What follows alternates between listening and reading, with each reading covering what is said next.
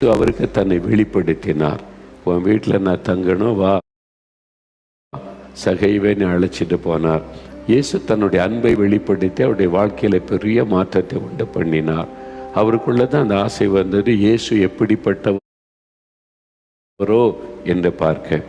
உங்களுக்கு ஆசை இருக்குதா இயேசு எப்படிப்பட்டவர் என்று அறிந்து கொள்ள? நாம் வணங்குகிற கடவுள் எப்படிப்பட்டவர் என்று முதல்ல அறியணும். நீங்கள் முதல்ல அறியணும். சும்மா எதை சொல்கிறாங்க, இதெல்லாம் நம்புறதெல்லாம் கடவுள், அப்படி இருக்க முடியாது.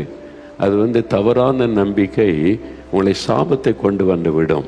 அதனால் நீங்கள் வணங்குகிற கடவுள் எப்படிப்பட்டவர், அவர் என்ன செய்தார், மனிதனுக்காக என்ன செய்தார், எனக்காக என்ன செய்தார், அவர் இந்த உலகத்தில் என்னத்தை தான் செய்திருக்கிறார் மக்களுக்கு, அதெல்லாம் நீங்கள் பார்க்கணும். இந்த காலத்தில் சொல்லப்பட்ட கதை இத்தனை வருஷம் சொல்கிறாங்க, உண்மையாக பொய்ன்னு தெரில.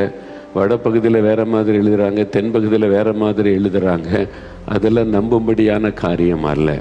ஆனால் உண்மையான கடவுள் யார் என்பதை நீங்கள் அறியணும், நீங்கள் விரும்பணும். அவர் யார், அவர் எப்படிப்பட்டவர் என்பதாக. அவரை குறித்து தான் நம்ம பல